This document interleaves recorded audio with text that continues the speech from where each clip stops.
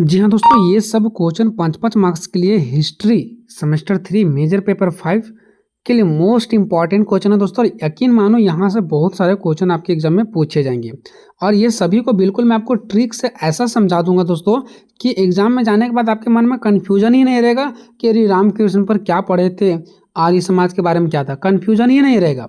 मतलब एग्जाम में जाओगे और इन सभी टॉपिक्स में से अगर कोई भी टॉपिक्स पर दे दे तो आप निश्चित तौर पर बना करके आओगे दोस्तों। ये जो लास्ट वीडियो ना आपके लिए बहुत ज़्यादा हेल्पफुल होगा, 5 मार्क्स में आ सकता है और कई बार तो ऐसा भी देखा गया कि यही सब क्वेश्चन 15 मार्क्स में भी दे दिया गया है। तो भी आपको कैसे लिखना आंसर को बड़ा करके वो भी मैं बताऊंगा आपको, ठीक है। तो हमारा टॉपिक से दोस्तों टीपू सुल्तान, आर्य समाज, बृहद समाज, प्रार्थना समाज, रामकृष्ण मिशन, ठीक है, अलीगढ़ आंदोलन, देवबंद स्कूल, ये सभी टॉपिक्स को हम आज आसान भाषा में क्लियर करने वाले हैं। देखो, सबसे पहले मैं आपको इन सारे टॉपिक्स को याद करने के लिए और कुछ दिमाग में सेट करने के लिए टिप्स बता देना चाहता हूँ। टीपू सुल्तान, आर्य समाज, बृहद समाज, प्रार्थना समाज लगभग सब एक जैसा है।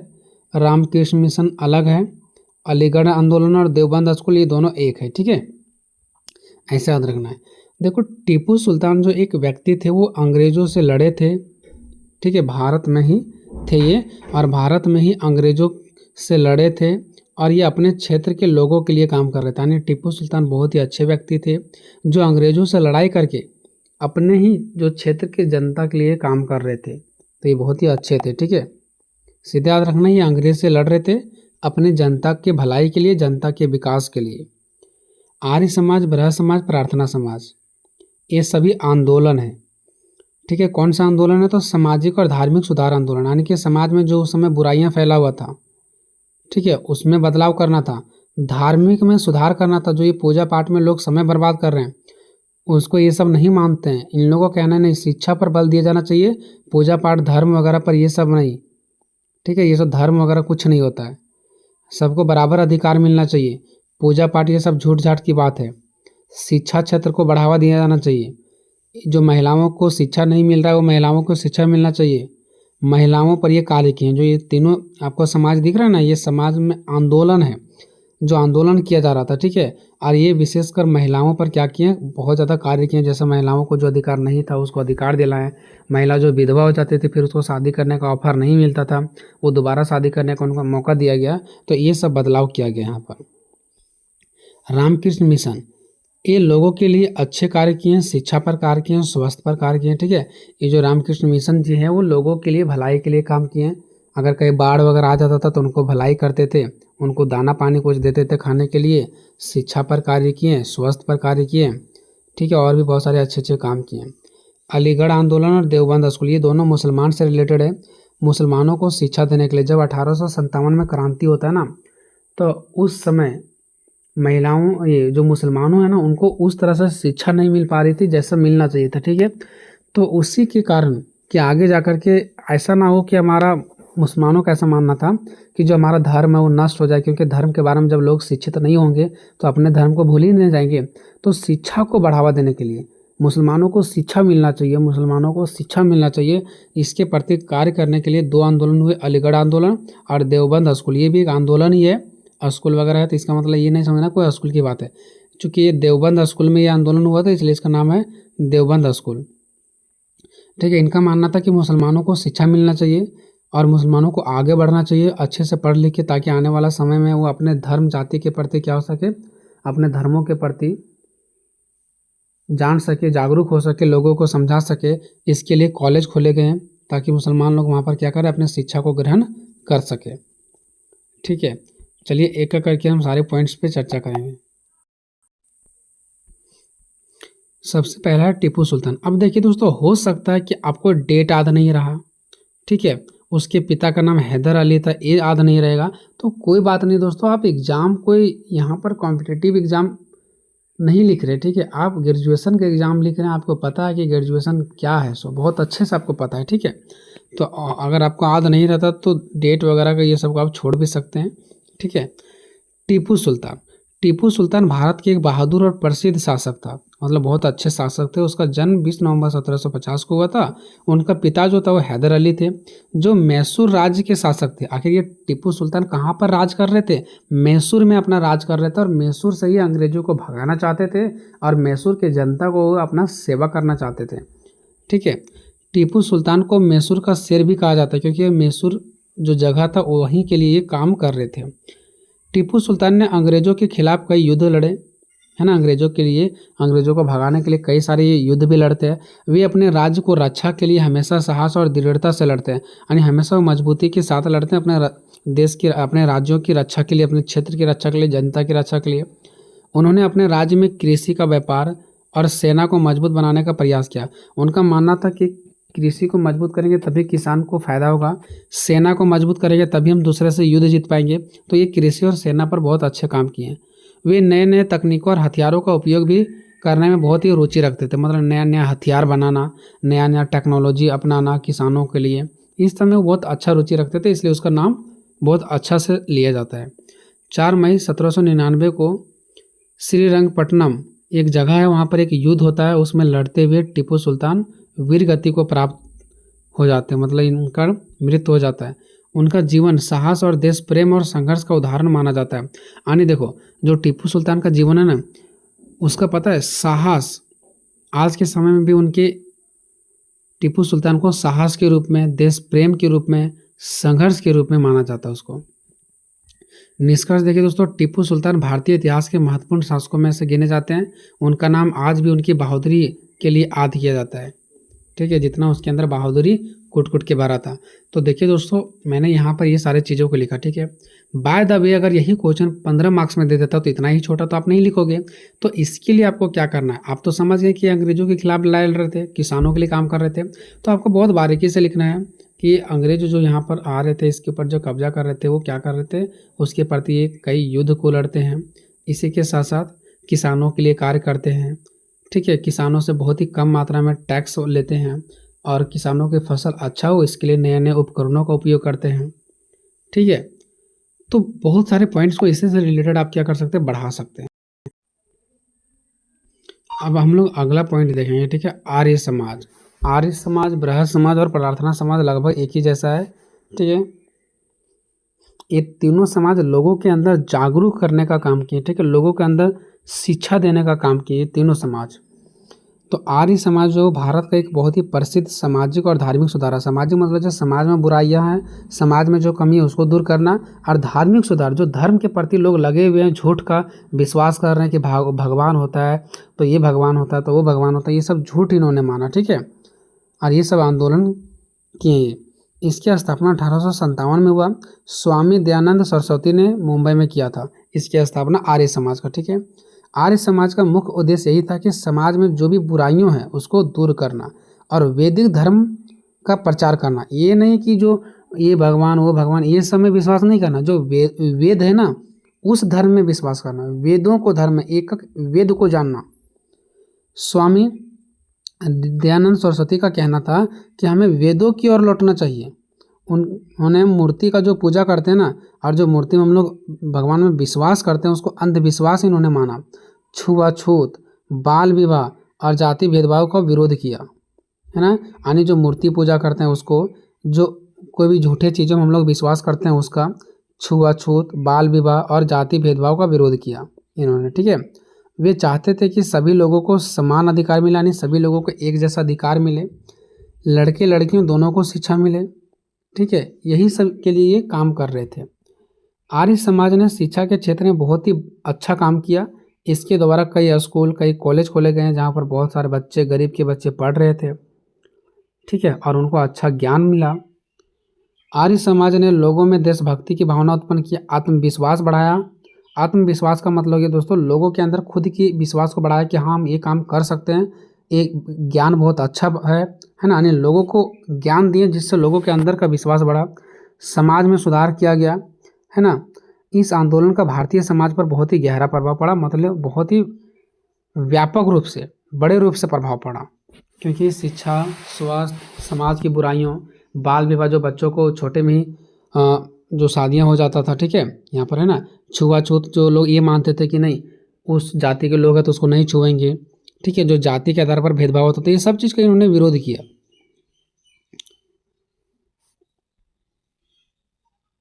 आगे देखिए इसका निष्कर्ष है कि आर्य समाज जो है, आर्य समाज ने समाज की कई बुराइयों को दूर करने का प्रयास किया।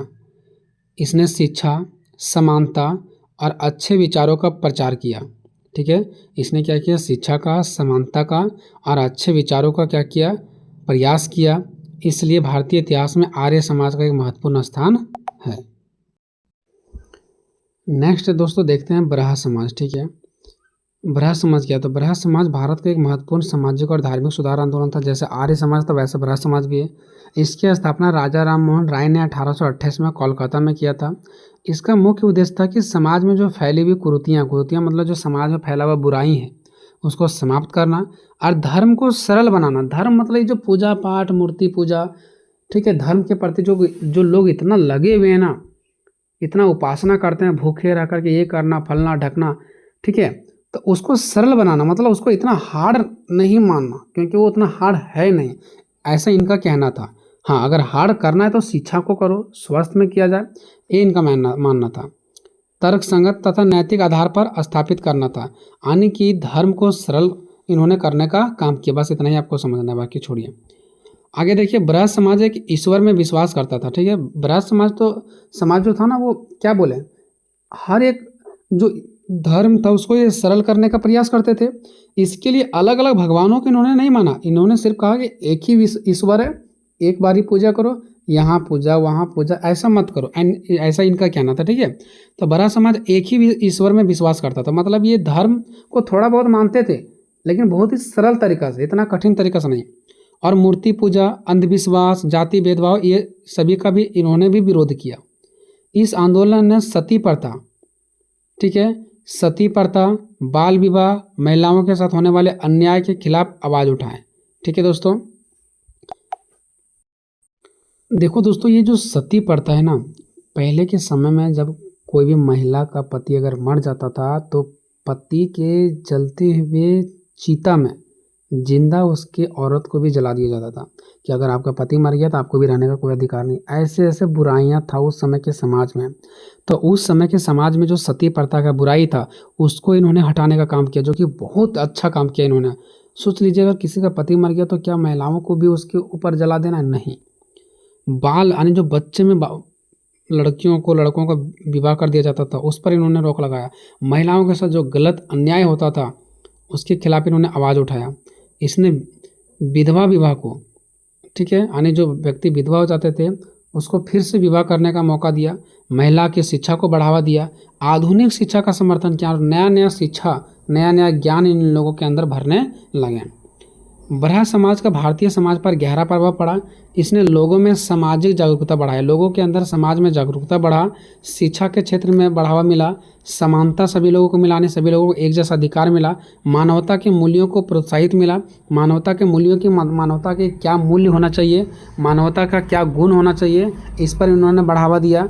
बाद में अन्य नेताओं ने भी इस आंदोलन को आगे बढ़ाया, मतलब हाँ, उन लोग और भी बहुत सारे नेताओं ने कहा हाँ ये अच्छा विचार है, ऐसा होना चाहिए समाज में, तो और भी सारे आए जो अलग अलग नेता, वो भी इस आंदोलन में को आगे बढ़ाएं। इसका मतलब है कि उन्होंने भी इसके विचारों को, इसके बातों को साथ दिया, ठीक है। आगे देखिए निष्कर्ष, ब्रह्म समाज ने भारतीय समाज में सामाजिक और धार्मिक सुधारों की नई शुरुआत की है। इस आंदोलन ने आधुनिक भारत के निर्माण में, यानी कि नया भारत के निर्माण में महत्वपूर्ण योगदान दिया। इससे जो बहुत सारा बुराइयां फैला हुआ था वो बुराइयां भारत में क्या हुआ, खत्म हुआ। और समानता, शिक्षा और सामाजिक न्याय के विचारों को मजबूत किया और सभी लोगों को एक जैसा अधिकार मिलने लगा, शिक्षा मिलने लगा, समाज में न्याय होने लगा। जो गलती हुआ था समाज में, जो बुराइयां फैला हुआ था वो सब खत्म हो गया। इसलिए ब्रह्म समाज को भारत का एक बहुत ही महत्वपूर्ण आधार माना जाता है, ठीक है। अब हम लोग देखते हैं प्रार्थना समाज। तीनों समाज जो है दोस्तों वो लगभग एक ही जैसा है, ठीक है।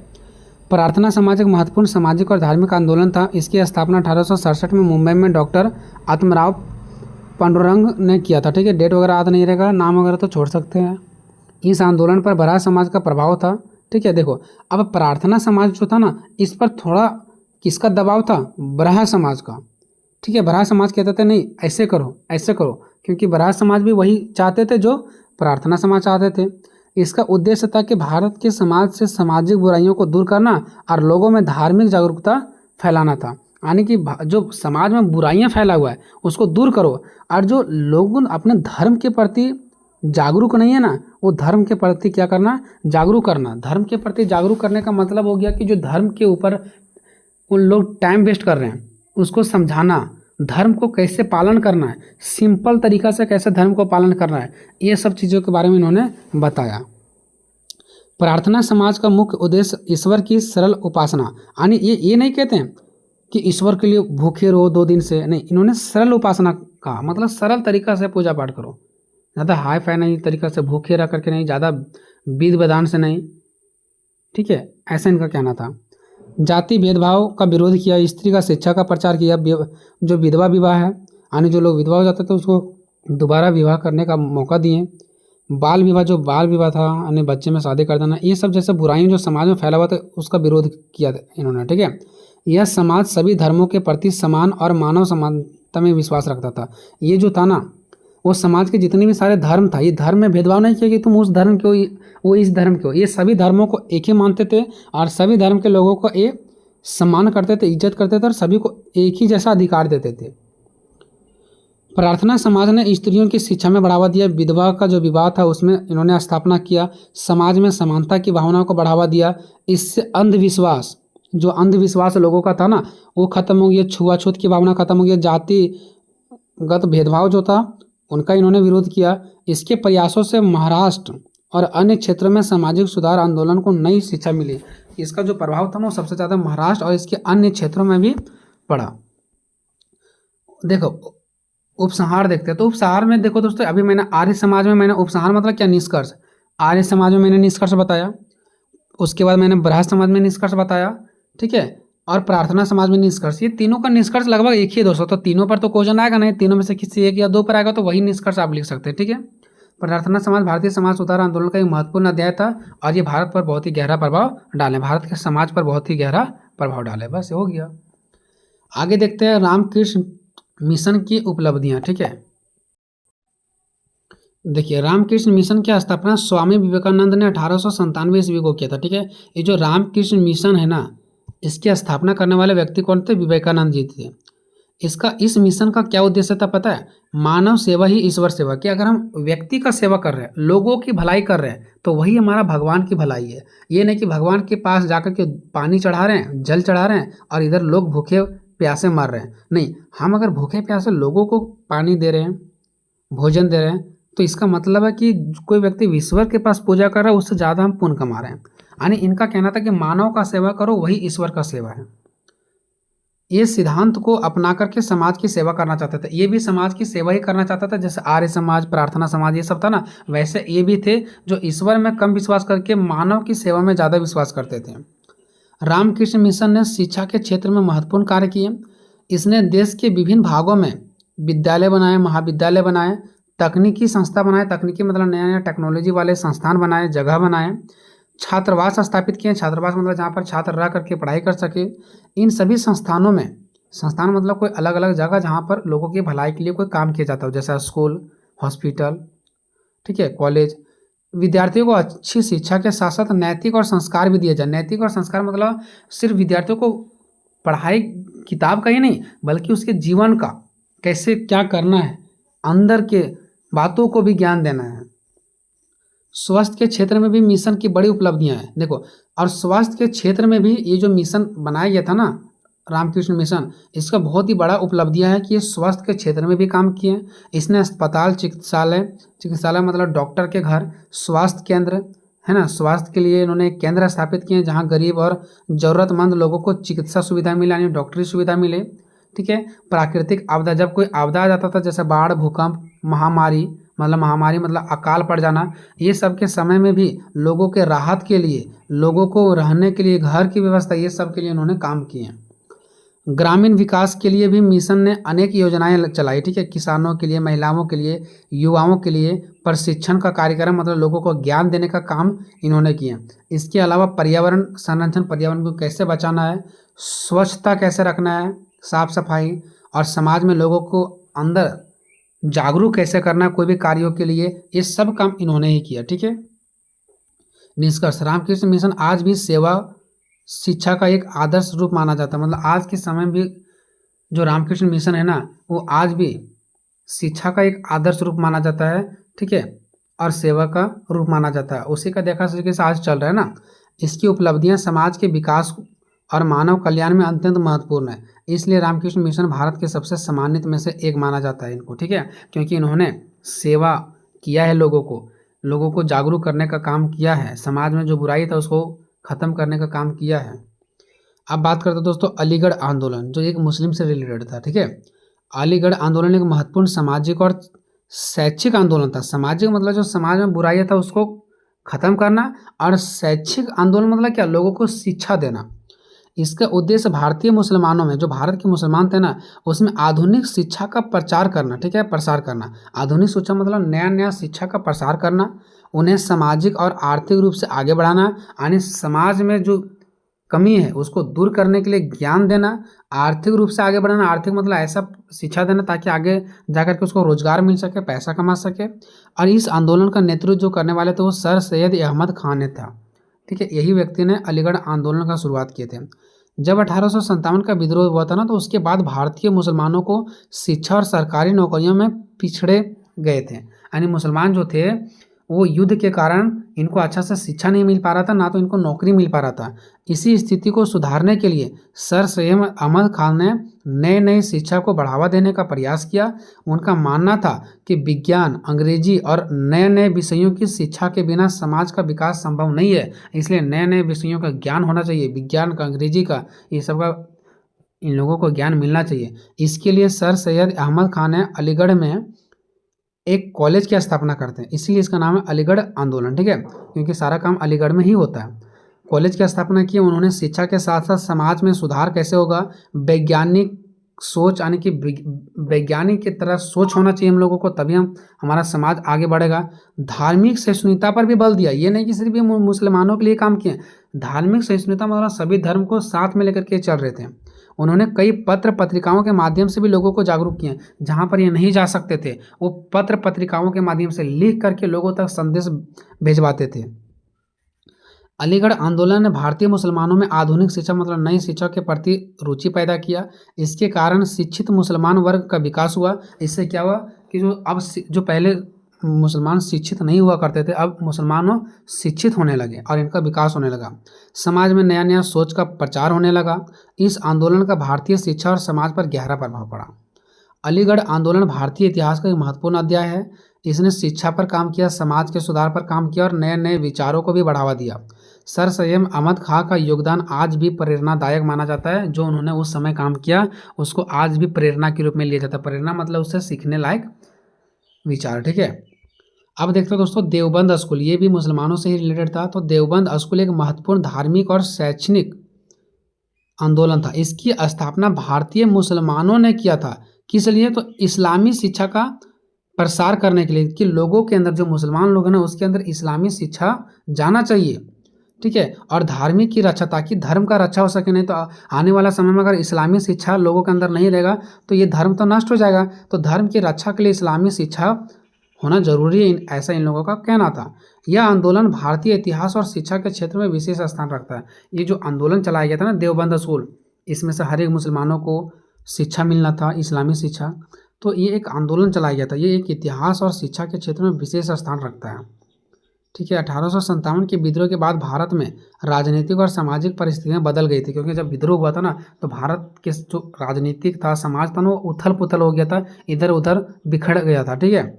इस समय कुछ मुसलमान विद्वानों ने यह महसूस किया कि इस्लामी शिक्षा और धार्मिक परंपराओं को सुरक्षित रखना आवश्यक है। उसी समय जो ज्ञाने वाले लोग थे, जिसके पास ज़्यादा थोड़ा ज्ञान था, अच्छे विचार वाले जो मुसलमान के लोग थे ना, उनको ये महसूस हुआ कि आने वाला समय में हमारे जो धार्मिक परंपरा वो ख़त्म ना हो जाए। इसके लिए इसके बारे में जानकारियाँ देना, शिक्षा देना लोगों को ज़रूरी है।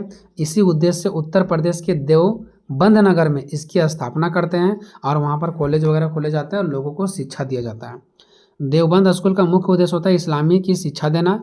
इसका लक्ष्य है कि धार्मिक विद्वानों को तैयार करना, कि हमारे बहुत बड़े बड़े धर्म का ज्ञान लेकर के बड़े बड़े विद्वान लोग बने और अपने धर्म का प्रचार करें, लोगों तक पहुंचाए, ताकि हमारा धर्म नष्ट ना हो। इस्लामी परंपराओं को जीवित रखना, और इस्लामी परंपरा कभी ख़त्म ना हो जाए, इसको जीवित रखना, ठीक है। देवबंद स्कूल ने भारत में इस्लामी शिक्षा के विकास में महत्वपूर्ण योगदान दिया, ठीक है। यहाँ से शिक्षित अनेक विद्वानों ने शिक्षा, देखो क्या लिखा गया, यहाँ से शिक्षित अनेक विद्वानों ने शिक्षा, समाज सुधार और स्वतंत्रता आंदोलन में भी भाग लिया। जब शिक्षा के लिए स्कूल वगैरह खोले गए, कॉलेज वगैरह खोले गए ना, तो यहाँ पर पढ़ लिख करके बहुत ऐसे विद्वान निकले, ऐसे अच्छे विचार वाले लोग निकले जो बाद में शिक्षा पर काम किए, समाज के सुधार पर काम किए और स्वतंत्रता आंदोलन में भाग भी लिए। इसीलिए खोला गया था। अगर वो शायद स्कूल कॉलेज नहीं खुलते तो लोगों को ज्ञान नहीं मिलता, तो वो आज़ादी की लड़ाई में भी नहीं लड़ते, समाज में सुधार भी नहीं करते, क्योंकि वो बुर्बक होते, पढ़े लिखे नहीं होते, अनपढ़ होते हैं, ठीक है। समय के साथ इसकी शिक्षा पद्धति का प्रभाव भारत के अलावा कई अन्य क्षेत्रों में भी तक भी पहुंचा। देखो, जिस क्षेत्र को ये आगे बढ़ाना चाह रहे थे, जिस क्षेत्र के लोगों को शिक्षा देना चाह रहे थे, उन लोगों को तो मिला ही मिला। इसके देखा सीखी से इसका प्रभाव भारत के अलग अलग क्षेत्रों में भी पड़ा, वहाँ के लोग भी शिक्षित होने लगे और स्वतंत्रता आज़ादी की लड़ाई में अपना भूमिका निभाने लगे। तो ये मात्र हम दोस्तों 26 मिनट की वीडियो में, ठीक है, 25 से 26 मिनट की वीडियो मैंने आपको टोटल 5 मार्क्स का क्वेश्चन को करवा दिया है। अगर 15 मार्क्स में आ जाता दोस्तों, तो आपको शुरुआत वाला पॉइंट और लास्ट वाला पॉइंट अच्छे लिखना है, बाकी बीच में पॉइंट, एक पॉइंट अच्छा लिखें, उसके बाद उसी के नीचे एक दो पॉइंट उसी से रिलेटेड आपको अपने मन से लिखना है, फिर एक दो पॉइंट अच्छा लिखना है, उसी के रिलेटेड आपको अपने एक दो पॉइंट लिखना है। बहुत सारा पॉइंट ऐसा ही आपको लिखते जाना और कम से कम 4 से 5 पेज भर देना, अगर 15 मार्क्स में आता है तो एग्जाम के लिए आप लोगों को बेस्ट ऑफ लक दोस्तों। मिलते हैं नेक्स्ट किसी और वीडियो के साथ, तब तक जय हिंद, जय भारत।